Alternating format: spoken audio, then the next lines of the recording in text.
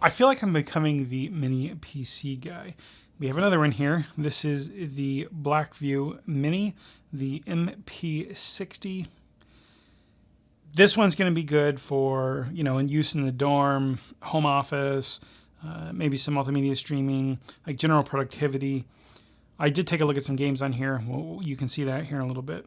But this one here, specifically, has 16 gigabytes of DDR4, has a 512 gigabyte SSD.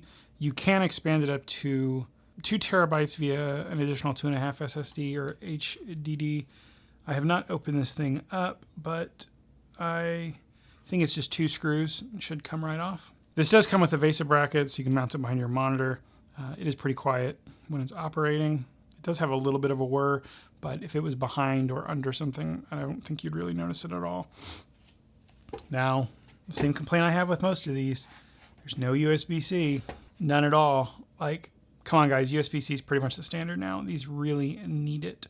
That said, you do have 2 HDMI ports. You have a, I believe, Gigabit LAN, and then you do have 1 USB on the back, kind of weird. Then you have 3 on the front. 2 of those are 3.2, 2 of those are 2. The one on the front, one on the back are 2.0. This will do 4K. I didn't test 4K on it because I don't actually have a 4K display. I am of the school of thought that if it's not broke, don't fix it. So I use my monitors until they die. And then I take them apart and fix them and then use them even longer. So I cannot test the 4K and tell you how great it is, but I'm sure it works pretty good. The only thing I really don't like about this, other than USB-C, is it's just kind of like this like flimsy plastic. I mean, you're going to sit on your desk and you're not going to be touching it, but I don't know. Like, it just, I don't like the feel of the plastic. It's nothing that's going to affect the performance at all, just a personal opinion. But yeah, it's a nice, cheap little computer. Yeah, this has a Twin Lake N150 Intel in there. Not going to be the snappiest thing, but I think it has a boost that'll take it up to 3.6 gigahertz. It handled pretty much everything I threw at it. It did struggle a little with one of the games, which you'll see here in a second. So yeah, let's go ahead and take a look at that footage. But before we do that, what would you use this for? I've got so many of these things now, and I want to use them in projects, but every time I come up with an idea, I talk myself out of it. So what projects do you want to see me do with these things? What should I put these mini little PCs in? I actually thought about putting one of these in my car. Some of these run on 12 volt. Let me look at the power plug here. Yeah, this runs off 12 volts, so I could just splice this and do power pole and maybe have a little carputer. What do you guys think? Okay, let's take a look at the footage of me playing some games on this. So is this where I tell you that Minecraft is incredibly addictive? I get sucked into it so bad. I used to moderate a Minecraft server, a religious Minecraft server, and yeah, I was playing it like 8 or 10 hours a day. I was doing other stuff while I was doing it, but I would have like 3 machines going and farms going on too and everything. We're just generating the world here. This was a little slow on this one. Some other ones I've done, it was much quicker, but obviously this really isn't meant for gaming. This is meant for like office stuff and maybe, I don't know, some light streaming or whatever, that kind of thing. But here we are, the world's about to come up. It loaded me in my favorite biome. I always build my bases in this area. I just love something about the mesas and the clay, and I don't know, it's just fun making the terracotta and everything, and I love the red sand. It's my favorite. So I'm just trying to get some sticks here. You can see it's a little choppy, so I'm actually going to open up the options here in a second, and there I edited it a little. I reduced the distance, got rid of the clouds, got rid of the high-performing clouds, and it's a little bit better. Now, mind you, I am running OBS Studio to capture this on this machine while I do this. So if I wasn't using OBS Studio, this would probably be a little bit smoother of an experience. I'm just kind of jumping around here, and I'm trying to go get some stone so I can make some decent tools, quote unquote decent, but so I can actually keep the blocks that I'm breaking. So we're just kind of trying to find some stone here. I'm going to find some here in a second and run over there, and this one's not going to pan out. But yeah, behind this, up on the mesa or whatever, there's going to be some. So Ryan figures this out here. He's like, oh yeah, not really working.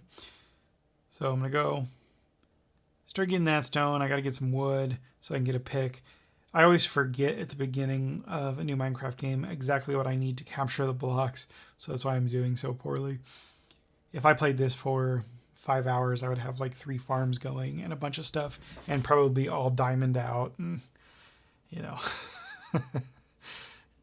I wouldn't say I'm a pro, but I'd put myself well into the semi-pro area. Now, unfortunately, I thought Minecraft would work pretty well on this, but because of OBS Studio, it is suffering. We're going to go over here and get some of this. I mean, it's fully playable, and if I turn the graphics down more, this would be a good experience with OBS Studio. If I turned OBS Studio off and closed it, this would be so much smoother and better. So I'm just made my tools, go and break that down. And yeah, we're gonna go mess with the stone some. I forgot that the wood's not gonna let me get this gold here. Again, I'm just so used to running around with my enchanted diamond picks that I always forget at the beginning. And then yeah, I'm gonna make some slightly better tools here and just keep messing around, and I won't bore you with too much more of this. So what I expected here, this is not going to be a great experience for a game like Cyberpunk, so definitely not for modern AAA, but I thought I'd go ahead and give it a try just to see how bad it is. I always forget the controls when I open this game because I just didn't play it a lot. I think I got 10 hours into it when it was brand new, and it was so buggy that I got stuck and I just got frustrated and decided to quit playing it. But I like pulling it out for these mini PCs. Now, again, some of this is because OBS is going to be taking some of the system resources and making this a little hard to capture. But as Ryan tries to figure out how to get out of the car, it's really, really slow and choppy. So you're not going to play AAA games with this, but if you keep that in mind and just use this as like an office PC or something, it totally works. Now this is a much, much older title. I like to go ahead and pull this up on these because there's tons of older games that would work great on a PC like this. If you keep that in mind, that you're not going to play AAA gaming, like I've said a half dozen times already in this video. But for an older title like Doom here, like this is working really good. They always do. This game's old, but again, go into Steam. There's a huge library of these games. But yeah, that's been this mini PC. It's pretty solid, except for when I was playing or trying to play Cyberpunk there. The fan's pretty dang quiet. Even then, it was really quiet compared to some of these. It did kind of ramp up a little, but I'm running OBS. I'm playing this. It's capturing it fine. Again, Minecraft would have worked great too if you just tweaked the settings a little and weren't running OBS. It actually looked great without OBS. But yeah, there you go. I'll see you guys in the next video.